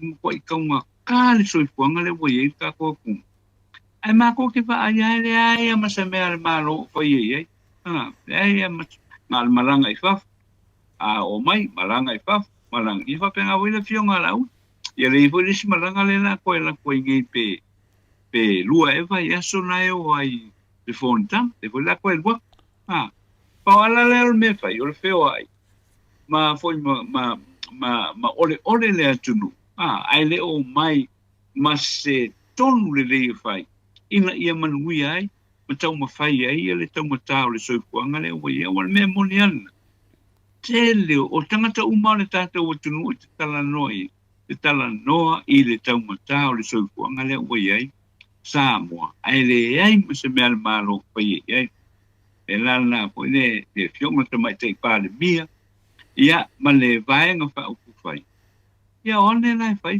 se tonu le ia mori tanto o tunu o te mi le quale fia e a foi e ku foi ku pe foi ele e a foi fanganga e ku foi le kai mi ole a foi o fai nga pa lokole o le pa lokale o le lua afe lua ia ai ku ia o ku te le o fa le tonu le o ia to tunu la o fionga to le forma la o fionga a u pe tātou tala noa le nei taia. Malo, ia, o lea e whapea mai ia whaletua ia mapsa. Tole a fōa, e a whe lima se lau, e se furu lima a whe le tau o le Samala. Ia, o le whilangalonga nā mai a matafua, wha matua e nupersa. E a whe lima se lau, e se furu lima a whe le tau o le Samala. Ala tau al pusa. Ngoi nā kūro i markau o pusa mo o roes furu ono afe. A ka no mal pusa mo o leo se furu le kamanga. Ia e malo lava whaftai fo i ata noa e tu sai fo i malo fina ngalo whaadia. Manele taria RTS. O le sa malala ngai whai mai eni miska fina le whale mai. Ua pā kongo ai ngu kor fong whikalai. Se RTS, kwa rea no whakere. Pei o le tūlanga nā, o le e whina le iei nei ata tanoa. Le wa tātou tara noa nei, ia ma tātou tara noa e winga le mewa tupu, ia tia wai. E mo i lava o le unga le wasau, e whai asina matu ia le unga le wasau i le whunga whitalai ma la tu i tū. Ma tau lia fo le whunga whitalai, o ia le whunga whitalai o le palemene, o le mota o le atunu. O ia le whunga o le mota o le atunu, al te maitai palemia o le tai. Le la vea mai tu tonu o le media, o le tai, i ma le whunga whitalai o le atunu. O le sala lea, ia te awaia, o le whunga whitalai fo ilia, le whunga whitalai o le whasa. Te li loa lawa se ia whia male whionga le te sili tae au. Ia le pokalami, no sili do le iai wa, o le tu rā whono la iai, e a whape whaasala o e lua awhe tala. Ia, po le alunga i lunga te lupe lua pe tōru foi. Ia a le alunga i lalo. Le fo in whamtala whawhia fo le superhero ia le pule. Le mele le whele whamtalanga. E o ila tato malamalama e tu la whono. Ia a whaila e sau nei au ia. Nungu ova te rere tupele ua totongi le whangwhitalai wa ia te awaia. O le salana, o lana whasalanga na o totongi o mene. A whapela e sau na, ua ova e lunga male. E o te taunga ka ai whala le tato whangwhitalai. Wa ia te awaia. O le tu la whono. O le tato whamangalo wa iai. A le whai o le amia tonu. O ne nāra la suesu i nei tātou, lua, o la auli, malanga i tui. A whai lava la o le tūnanga lea, wa tui ei la auli tono le palemene vinga, o le sala fule tauna ave ia la auli. Ioe, tau whaina ave suesu ei la mio tono le tūla whono. Langa i le ula vale se si le whaavai o Samoa, whaavai le tua. Kusa wam ke e la auli le tunu, le me sa ona, Pea lea to e pili al funga fetalai. Ila nganga funi na la sei wali unga famisnonga fina le ia tato malamalama. Na sa wali unga famisnonga famai e malo ma le fasa mai lunga i lunga yo o maro dalo e sa wali unga e maro le chapipi. Le ava noa le na lento e fao sosoina i le vaenga le to e avele pili malato le loa. Le la sa wali suli mafi le wasa. Nongo vinga la ana o la vela matanga ile la matanga a finale tata notisa ele ni tu peto e tonia le la tata va ai le tele o se le ni na alu fati no le men o le tonia to tonia le tunu o la se me tawi mai e tu pela tunu walu o ko kuli e se la wori ia yo a fai le ava le tunu o ia ava ia a fai o vinga e fa mai o vinga ele fa pe a tu ma le foi me fa pe me le o e ma le ai e ko kusta le ia tata fa ma le bor o le tato ai ata tau uma. O lea la te whea tunei. O lea ko kongi kupe le tunu tangata ne wala tō tau si mea le tunu. A mio e whaari mai. Mo tuale mi ngao i mabalu le tunu. Mai se tangata mātu. E leia se tangata mātu ha mea ka ingo ingoi. Ka ngaka ne sori. Lea fwe lawa e tā ua mai evi taxi uma le ei nei. Ma kua ingo i tangata ne. A lewa moa lewa noa evi ese i tangata ne. Tātou ta talo le tu ave ese tangata ne. E ave ese lava le whamisnonga mi o tono le tu. Alo mai le unga whamisnonga. E ta tau lava le chapipi. To e ave mata upulea. Wa ka kau le awal malo. Nga fio mai. Ave ese le bahinga lea. Wa kau val lea lea tunu. Ia peo lo toi whaasoa atu na atatanoa le te sa. Alo whaatali le aso tae. Apora sa nuanga le fionga le tete siti. Ia. Ia manu. Alo i le tūranga le nā pio nei sauno ia lau pionga tole po i le leivaenga o le tae. But, you know, ole tilo ma le tanga i le nā i le tūranga ho i le au maia ole ako i le whai unga ali whama. It's a very positive move ia fo i tangata i le nei fo i aso. Tala no i le fiafi le aso ananafi. Ia whapena fo i ma le tae au nei. O le tūranga le nā o le anganga fia. Le anganga fia ma le whapea mai ia ai a umai ia whetu ia inga ia e whai nei i le ako i le palemene. O wale me manino a ua iei tui whai pule ho i e umakwale ia ma se anga i whapea o le ao e whai le tulu le ai. O le mea ua lewa ta tau ona iei. Ma ole se fo i tūranga. O lo tūranga hoi le. Wale mea le maua i le anganga hoi le. Ia, o le aso li kula fongol ma lo li ele o le lei, ele o whaapoe sauina ia le apo ia le malo, ia le whaapepea umatua i po ia tangata. Tutusa le ia la lau ia sei maua sei toi mo mai lo wa no ia lo tala no le wei se ka upule te pita no ho ye. I think lo te languna e ui te so tanga le ia ma le tulanga le apo le o malo po le soli tula po no to soli fa vai la una ngona ye. Sau noa ata noa. Le ma lo fionga anu. Sau noa mawalo wa noa. Ma no fa tai le ole tulanga le. O le tūlanga po i le awhanga solo pēr i le parliament. Le lana ta whaponga i le mamalu le tunu o saunoa o loi to tonu le parliament. Awa le sa i lo ana ngona ia le sa saunoa i le fionga le minsta. O leo ma po i ma pale pui. Le sa saunoa i langa li poki vo i le. I le to teleo o a foio o aveta vale o le ngi le sengi al feo ia o le kia ingi o pe le pole le tula o le ko pole le kula ai i le saunga foio le sauno angalena le foi no fa pe mai to telefo ia aveta vale o le pasia ia ta vale o le pasia i to tonu le tanto o tulu and I sort of wonder o la foi nga malo le o yengi. Ia, kako liliwang ele talia ale afionga le fionga le minstao o a foio o va i minstao o le o tamale le fionga ia oro o mai oro e mai mo por kai me ko fai fuanga le oleo e mai mo por kai me ko fai fuanga le oleo sia ia ka vale Talo fa ata noa. Ja, ik wil per oor samen laten.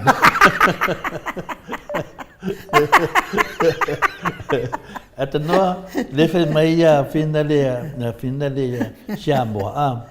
Lefe mai Samoa ya lofipo Samoa pelo mai to le fo ono sa idava ai usu ma lo pese lo tu fena lo samala la samala.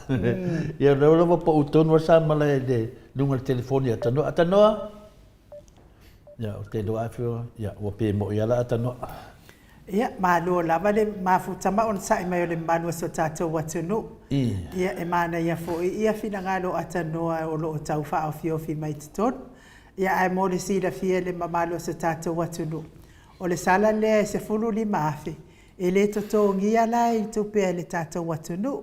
O le ana sausa o lava le fai unga le fa masinonga e totongi lava i le tanga speaker.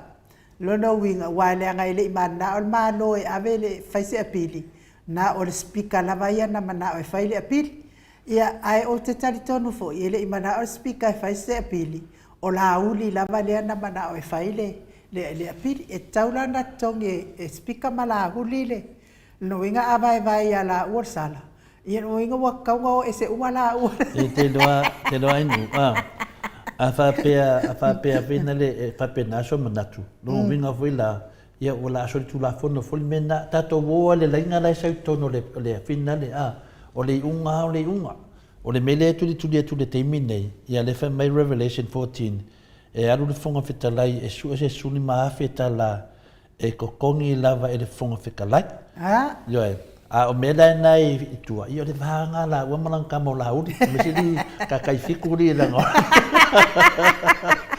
la ga o ya ga manga o koi avele o ke le fi ya dal menga finale ai no ya pa wan ne ya fikalia la po fe o la wa ma fo la ya o fo fikala ya pule fo fikala ya manga ai kia pa wan mele ke popole ai o le mele o le finale o le lua fekala fai ngela ai e mau ki ngoa pe fa pe fia ia mela pole fo ka ga fia le ai no ke lo fo fikala angor kula fo e mo le fe no e pa pe nga ka ko o lo me fa pe nge ia or kula fo ai awange be sia de lo fo le do toa o o le lo fo me atata norte sa sole wa pe mo ia le internet al kamaro ya le faina le o te lo le uta pena mo vita tu telefo te to na ka wan ka upo atata norte sa Ia a le ua mori mai tatou telefo po la so fina ngalo wa le foi la o taimi te whenga ngai. Le la vili no mo phone na ko ngai fale ko ni internet ko inga. Ya alo. Ata no. No vinga la pe mo ya internet. Ia wa pe o ma ia internet marker fo ia ata doa ia ton fo ia le o le a ese si mete fie sau no i telefo ala mai tatou telefo. Ya mai tatou telefo na fia fa taia tu lava i lunga matu senga ma nei to manatu. Ma nei to manatu e finale.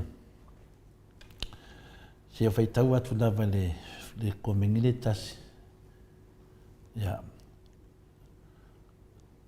Ya, o te doa le ai, no fa pe e mo se matu tangata avel valo, adia i lari lei uman matu senga le se so fale ton, ni no fia fai kau lava pe ka kau ngai se pa ua sa mana ia lava ia le puso o le unga o le pamsidonga. E le sa mala pa ua sa mala lalo la pili le funga fikalai, ia fa tai tele le matu senga, fa tai tele lava i o to New Zealand le tato pokalame, ia nanga fia fo i vi inga le tua. Fa maruina pe o to ia to mole loton sai tato mo fo loto fa mangalo e o fo le ver tato man malo me fa pe o tato ne ai le o man malo o le me to no le to na fa ia le unga le o tato fia mai tato fa te tali mo le feonga le tete sidi le so tai a fa pe fo le sa fia le feonga le tete sidi ia lo anga ba ala vol tato pe le to sir vanga fa fai ia fia me tao a fo se talo tato i unga fa msnonga I pertana na inu fa te tele manuel ne yaso. Ia ma lo fa tai lava I lungo a pofolinga fa de to si mai fo fa tai moto fina ngalo fa manuia tele le atua ne yaso yo to engo ne yaso bona fo nga fai. Ia mo le atfo fa tai la wa fionga su la. Me se fo ile fe tala inga ia no fia na uma mana ia ma le no fo alo.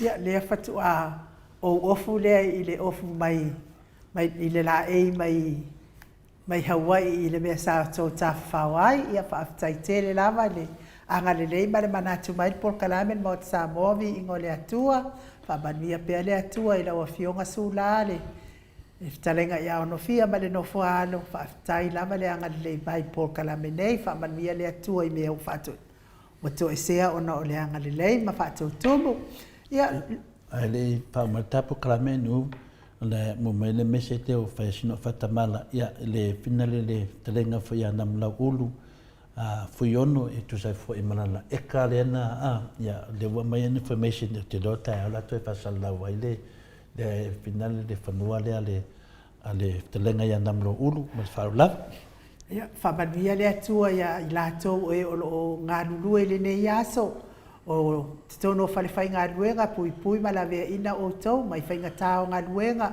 me se fo I oe o lo whioa I lunga o ala tele ave pasi, ave loli, ave taxi ale o upas fa manuia le atua ia te o tau tai o tau sa me se fo inai ave taxi uma mafuta mai Samoa ia tai tonu o tau fatantali I le swing o le fai ngā malo ia wale tau fatu tuina I lalo le tau o le soau soani o tau Samoa tau sa ilinga o stamau ainga ia malo lava le mafuta mai fa manuia le atua mo o tau uma tapua inga I maota malawa sunga I whawhianga inga mfaltua ia me se fo I o tamama tina maatua lave loa Samoa I o na tupu mai ia manuia le ne yaso ia e whafonga mai ia I tātou telefon tātou toi wheloa I tae au I le tātou porkalame pe apure alofa le atua e mori eilo soifua ma so mātou wola ia e whaasoifua ia Samoa.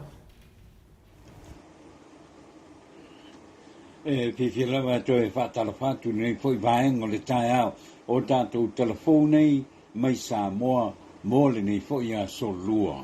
Au nā tu le langolango mai e Miti Edwards mō nā alo I Melepone I Ausitalia. Tio mai inu e se Paula Banks ma sina lei Burton I Christchurch I New Zealand. Pa fangu le alamisa I Melepone I Ausitalia. Ma le fionga ia valai Felice Ioane Honolulu, Wailele, Maleifua I Samoa nei. O tātou tala mō le nei aso.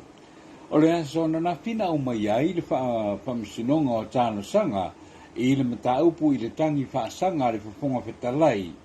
ia tui le epa maleala i le pule, le ana apili ai e lio te eu ma se pau, se whaai unga, whaasalanga, whaafale pui pui e lua te usanga, o le tūlai mai ai o le tuangai, ma le fionga i le whailau tusi, sa polo i foi e le whaamasinonga, le whafonga whetalai, e tongi atu le sfulu wafe tā la, i atu i le epa maleala i le pule, o le whaatununga, le whaamasinonga, na whaalea o ngā ai, le whaasalanga, a le whafonga whetalai, masolo i ai, ia lana whaasalanga, toe te tongi uma tupe, tu i le epa maleala i le pule, e pei ona polo ia e di whaamasino, Justice Blanchard, o Justice Young, ma Justice Nelson.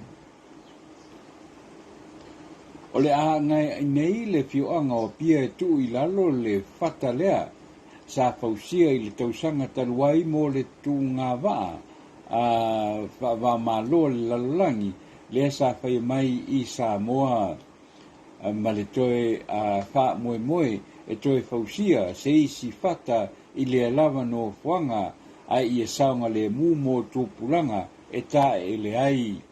O nei umafo whanga e wha moe moe, mo le masino ke topa, e o atu iai o le a whaia mai iai le fono ma lo le taupulanga, ua maea ma wha o ngā.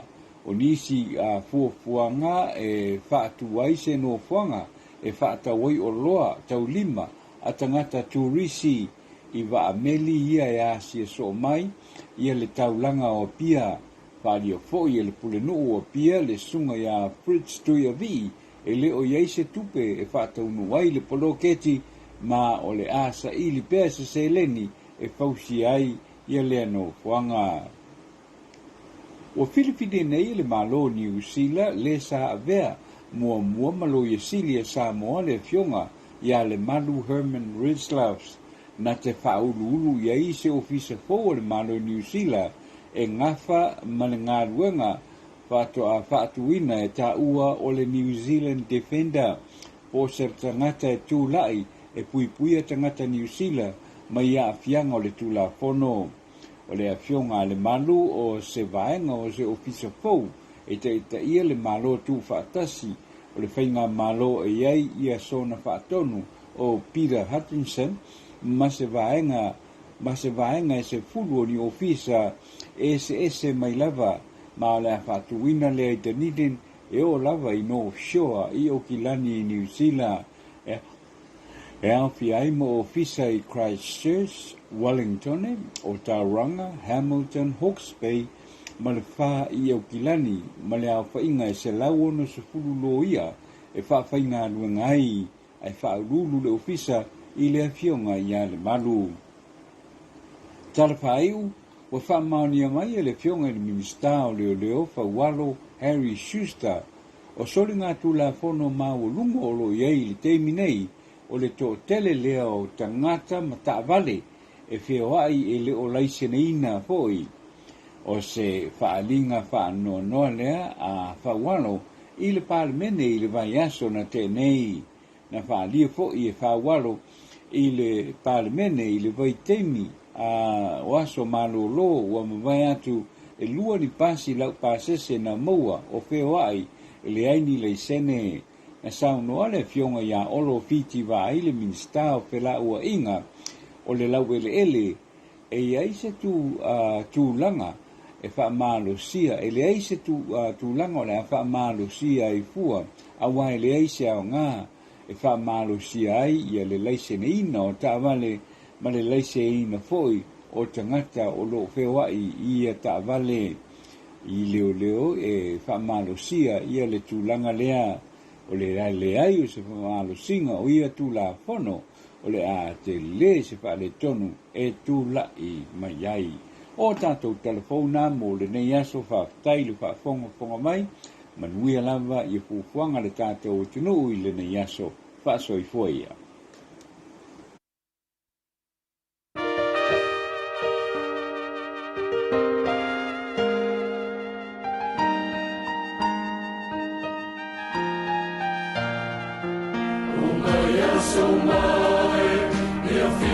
Fina, le taua le lei, le